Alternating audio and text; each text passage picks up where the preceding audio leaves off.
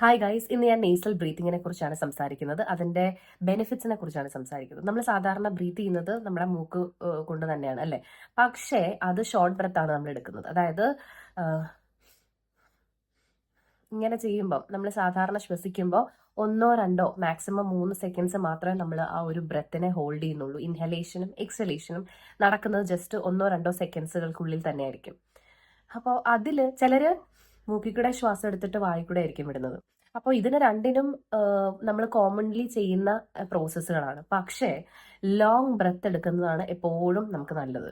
ഇതിപ്പം എനിക്ക് കുറച്ച് ദിവസമായിട്ട് ശ്വാസം മുട്ടലും വിമിഷ്ടവും കാര്യങ്ങളൊക്കെ ഉണ്ടായിരുന്നു. ഓൾറെഡി അലർജിക് ആയിട്ടുള്ള ഒരാളാണ്, സ്നീസിങ് അലർജി ഉള്ള ഒരാളാണ്. അപ്പം ഞാൻ ഡോക്ടറിൻ്റെ അടുത്ത് പോയി കൺസൾട്ട് ചെയ്തപ്പോൾ ഡോക്ടർ എനിക്ക് പറഞ്ഞു തന്നൊരു ടിപ്പാണ്, അതായത് ലോങ് ബ്രെത്ത് എടുക്കുക. നമ്മൾ ഇതുവരെ പ്രാക്ടീസ് ചെയ്യാത്തത് കൊണ്ട് നമുക്കത് ഒത്തിരി പാടായിട്ട് തോന്നും. നമ്മൾ കോൺഷ്യസും അല്ല. നമ്മൾ എന്തെങ്കിലും കാര്യങ്ങൾ ചെയ്യുമ്പം സാധാരണ ശ്വാസം വലിക്കുന്നത് പോലെ വലിക്കത്തുള്ളൂ. അതായത് എന്തെങ്കിലും എഴുതുമ്പോഴോ എന്തെങ്കിലും കാര്യങ്ങൾ ചെയ്യുമ്പോഴോ ഈ ഒരു പേസിലായിരിക്കും നമ്മുടെ ശ്വാസം പോകുന്നത്. പക്ഷെ അതിന് പകരം നമ്മൾ കോൺഷ്യസ് ആയിട്ട് ചെയ്യുമ്പോൾ, ശ്വസിക്കുമ്പോൾ എന്ത് ചെയ്യുക, ലോങ് ബ്രെത്ത് എടുക്കുക, വായി കൂടെ വിടാതിരിക്കുക, മൂക്കിൽ കൂടെ തന്നെ നേസൽ ബ്രീതിങ്, ലോങ് ബ്രെത്ത് എടുക്കുക. അതായത്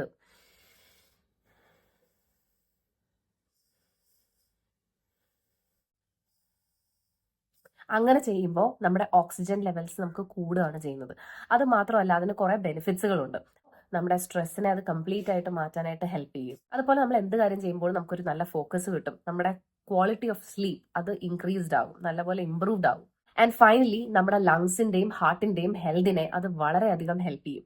അപ്പൊ നമ്മൾ എല്ലാവരും സാധാരണ ചെയ്യുന്നത് ഷോർട്ട് ബ്രെത്ത്സ് ആണ് എടുക്കുന്നത്.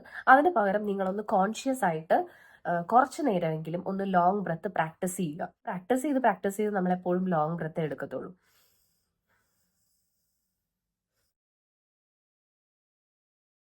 അപ്പൊ എപ്പോഴും നമ്മൾ അത് ചെയ്ത് വരുമ്പോഴത്തേക്ക് നിങ്ങൾക്ക് തന്നെ നല്ലൊരു ഇമ്പ്രൂവ്മെന്റ് കാണാൻ സാധിക്കും. ജസ്റ്റ് ഒന്ന് ട്രൈ ചെയ്ത് നോക്കുക, ഡെഫിനറ്റ്ലി ഇത് വർക്ക്ഔട്ട് ആവും.